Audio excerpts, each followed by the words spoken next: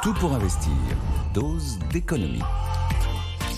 Votre dose quotidienne d'économie avec Nicolas Dauge. Bonjour, cher Nicolas. Bonjour. Nous allons parler de Gabriel Attal, surtout de ce qu'il a dit, puisqu'il prenait la parole hier soir. Qu'avez-vous retenu, cher Nicolas ? Principalement, c'est bien sûr la réforme de l'assurance chômage. On en a pas mal parlé hier, je vais aller droit au but. J'ai l'impression qu'on est en train de faire les lois Hartz de 2004 en 2024 en France. Les lois Hartz. Les lois Hartz, c'était la série des 4 grandes lois menées par l'ancien DRH de Volkswagen, Peter Hartz, au moment de Gerhard Schröder, qui ont totalement transformé l'économie allemande après la réunification et qui ont mis l'économie allemande sur les rails d'une politique de l'offre pro-business, avec ce modèle ultra-mercantile reposant sur les exportations. Pourquoi je dis qu'on fait nos lois Hartz en 2024 ? Parce que ce qui se dessine, c'est que la durée d'indemnisation, ça va être 12 mois. Comme en Allemagne. Ce qui se dessine, c'est que pour avoir accès à l'assurance chômage, il ne faudra pas avoir travaillé 6 mois, mais sans doute 12 mois. Oui. Ça n'a pas été dit, mais j'en suis convaincu, comme en Allemagne. Ça veut dire qu'on va avoir un système d'assurance chômage copié-collé du système allemand. Alors la question des seniors n'est pas tranchée parce qu'elle est actuellement dans les mains des partenaires sociaux qui négocient jusqu'au 8 avril pour savoir à quel âge commencent les droits préférentiels. Il est probable que pour coller à la réforme des retraites, qui a allongé 2 ans la période d'activité, toutes les bornes d'âge qui donnent droit à des droits supplémentaires soient également rehaussées de 2 ans. C'est-à-dire que celui qui avait des droits à 55 ans, il les aura probablement à 57 ans demain. Et là, on verra. Parce que vous prenez l'exemple allemand, au-delà de 55 ans, c'est plus 12 mois d'indemnité, mais entre 18 et 24 mois d'indemnité. Je suis sûr qu'en fait, on va faire un copier-coller du modèle allemand. Très bien, alors vous savez sans doute comment on dit désmicardiser en allemand, du coup ? Non, c'est un point qu'il a évoqué, Gabriel Attal. Le problème, c'est qu'il ne donne aucune solution. C'est bien si vous voulez dire il faut que les gens sortent de cette trappe à bas salaire où il y a plein de gens rattrapés par le SMIC qui est le seul salaire indexé sur l'inflation et en plus des gens qui sont coincés entre le 1 SMIC et 1,6 SMIC.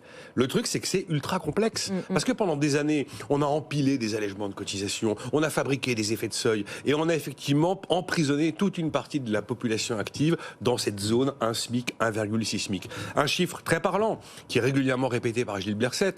Si vous êtes employeur, que vous donnez 100 € de plus à un salarié payé 1 SMIC, donc il sort du 1 SMIC, ça coûte 483 € à l'employeur. Comment fait-on ? En fait, personne n'a la martingale miracle. Il y a 2 économistes à qui on a commandé une note, un rapport sur ce sujet. C'est très très attendu ce qu'ils vont dire pour voir comment on fait pour désmicardiser.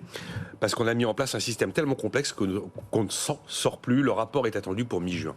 Voilà, on le décryptera quand il arrivera, ce rapport évidemment.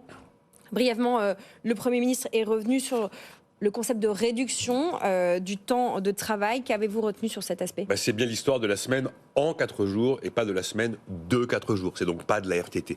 On fait la même quantité de travail, mais pas en 5 jours, en 4 jours. Et il confirme qu'il y a une expérimentation qui va être engagée dans plusieurs fonctions publiques.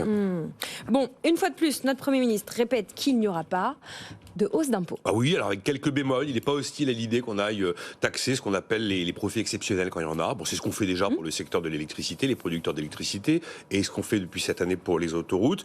Taxer les riches, il dit, écoutez, si vous avez des bonnes idées, allez-y, mais enfin, on voit bien que c'est vraiment pas sa tasse de thé. Et en plus, la réalité, c'est que penser que c'est avec des impôts qu'on va régler notre problème, c'est juste un mythe. Imaginez, Lorraine, on remet l'ISF là, en plus de l'IFI.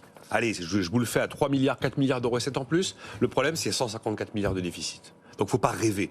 Il y a trois raisons qui s'opposent à des hausses d'impôts. La première, c'est que ça nous accrocherait définitivement à la première marche du podium mondial, mais définitivement. Oui. Ça ruinerait, deuxième raison, un peu plus la parole présidentielle, qui était justement de ne pas monter les impôts. Et le problème, c'est que ça ne règle absolument rien. Donc, Gabriel Attal, en substance, il nous dit, on a un problème de finances publiques, on a un problème de comptes publics. Les 2 solutions pour s'en sortir, c'est monter les impôts ou travailler davantage. Et son mantra, c'est quand même le travail. C'est marrant, il ne cite pas la baisse de la dépense publique. Pas encore.